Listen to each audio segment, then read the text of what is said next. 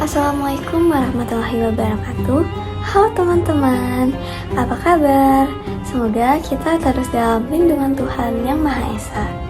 Perkenalkan, saya Dewi Anissa dengan NIM 2400678. Saya Ahmad Raffi Nur Ali Putra dengan NIM 2404376.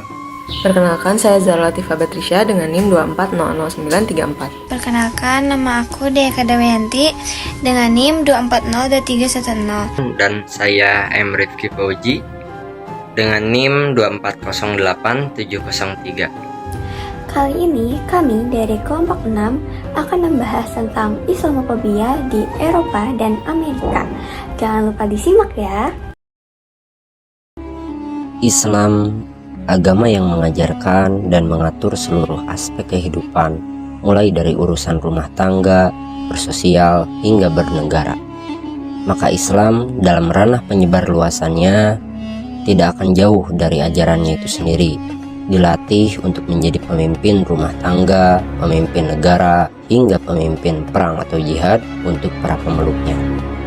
Landasan dalam penyebar luasan peradaban Islam dengan berperang karena berasal dari ajaran-ajaran Islam itu sendiri, yaitu Islam rahmatan lil alamin.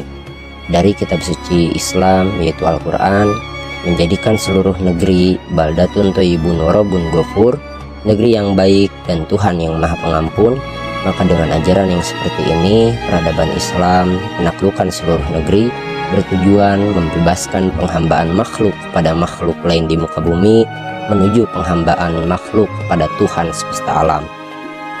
Melalui 3 metode dalam penyebar luasan peradaban Islam sebelum penaklukannya, yaitu pertama, dikirimnya diplomasi kepada para pemimpin suatu wilayah yang masih menyembah kepada selain Tuhan. Kedua, ditawarkan kepada para pemimpin suatu wilayah untuk tunduk kepada kekuasaan Islam dengan membayar jizyah atau pungutan dan menjadi masyarakat Islam tanpa merubah kepercayaan. Dan yang ketiga, ditawarkannya peperangan atau jihad kepada para pemimpin suatu wilayah yang telah berlaku sombong, bertujuan untuk membebaskan penghambaan kepada selain Tuhan. Dengan 3 metode yang telah disebutkan di atas, maka pada saat itu penyebar luasannya peradaban Islam menjadi pintu terbukanya Islam masuk ke Eropa dan Amerika. Berbicara tentang peradaban Islam yang hadir di tengah-tengah benua Eropa dan Amerika, dihantarkannya oleh 3 kerajaan besar Islam, yaitu ada kerajaan Sapawi, ada juga kerajaan Mughal, dan juga kerajaan Utsmaniyah. Pada masa kekuasaan kerajaan Utsmaniyah, terjadi perluasan wilayah Islam hingga ke daratan Eropa. Pada puncaknya, wilayahnya meliputi sebagian besar wilayah Timur Tengah, Afrika Utara, hingga Eropa Timur dan Balkan. Dengan ibu kotanya di Konstantinopel atau Istanbul, setelah penaklukannya pada tahun 1453, kerajaan ini dikenal dengan sistem pemerintahan yang terorganisasi, budayanya yang sangat kaya, dan kontribusi besar dalam bidang seni, ilmu pengetahuan, dan arsitektur. Seperti beberapa pekan yang lalu, Bapak Presiden yang terpilih, Bapak Prabowo Subianto pernah mengungkapkan kekagumannya terhadap kerajaan otonom ini. Maka eksistensi Islam yang ada di benua Eropa dan Amerika di tengah masyarakat barat yang kuat sebagai kaum minoritas, mereka mendapatkan kekuatan yang besar akibat dari pengaruh yang diberikan oleh kerajaan Islam yaitu Utsmaniyah. Maka Islam di Eropa dan Amerika hingga saat ini masih terus tetap berpegang teguh kepada agamanya. Awal mula umat Islam di Eropa dan Amerika merupakan imigran dari Timur Tengah dan Afrika Utara. Mereka adalah pencari kerja, dan di antara mereka ada pula yang dibawa oleh pemerintah setempat yang ada di Eropa untuk bekerja di sana. Pada masa gelombang pertama, imigran umat Islam masih memiliki banyak kendala, di antaranya karena perbedaan agama, kebiasaan, bahasa, ras, dan lain sebagainya. Semua kendala yang dihadapi umat Islam menimbulkan disparitas. umat Islam juga mengalami banyak persoalan seperti sulit berkomunikasi karena perbedaan bahasa. Pada awalnya, Muslim di Eropa dan Amerika memiliki status sosial dan ekonomi yang rendah.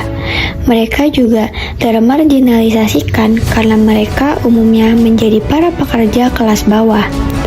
Tapi, generasi ketiga dan keempat mengalami perubahan yang luar biasa.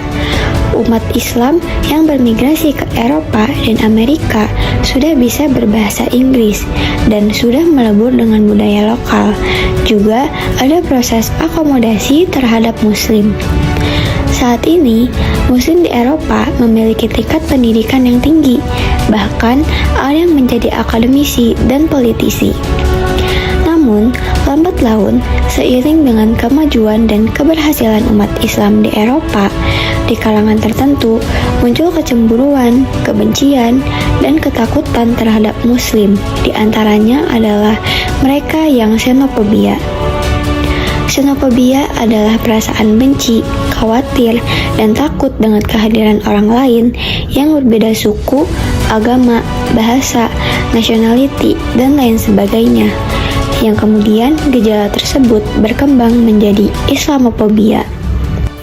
Sebelum kita membahas mengenai perkembangan dan dampak dari Islamofobia, tentunya kita juga harus memahami definisi dari kata Islamofobia itu sendiri.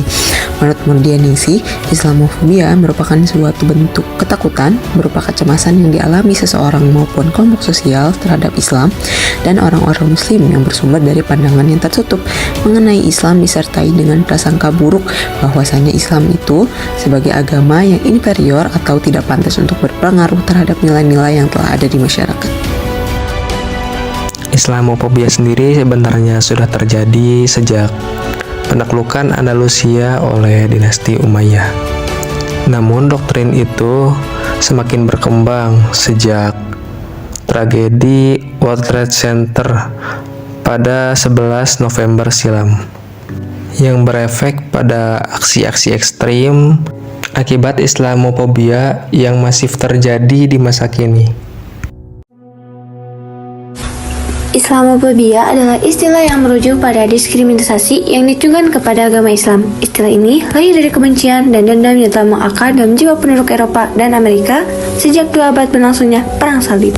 Pandangan dan sikap yang mengandung prasangka, ketakutan, dan kebencian terhadap Islam dan orang-orang Islam termasuk ke dalam penyebab adanya Islamofobia pada masa kini.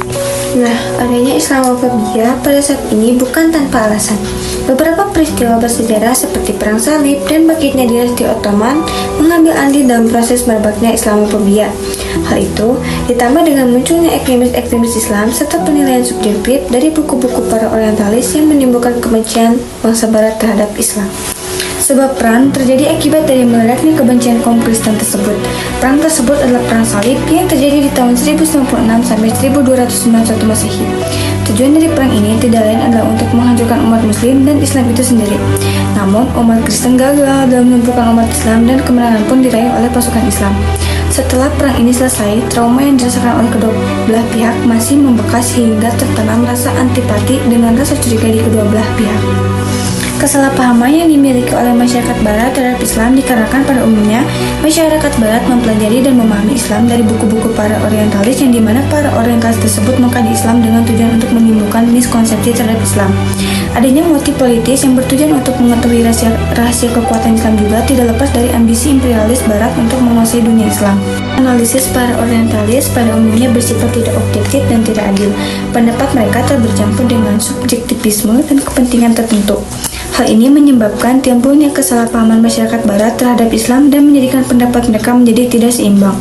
Dunia Barat memiliki persepsi buruk mengenai Islam, yang dimana Barat berpandangan bahwasanya Islam merupakan agama yang erat hubungannya dengan kekejaman, kekerasan, fanatisme, kebencian, keterbelakangan, dan lainnya. Hal Hal inilah yang menyebabkan Islamofobia di Eropa masih sangat besar.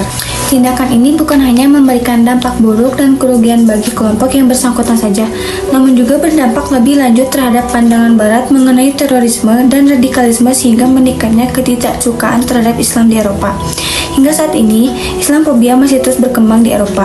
Pelarangan pembangunan menara masjid di Swiss menjadi pemicu berkembangnya hal serupa. Hal ini tentu memberikan dampak yang negatif terhadap kebebasan beragama bagi umat muslim di benua tersebut.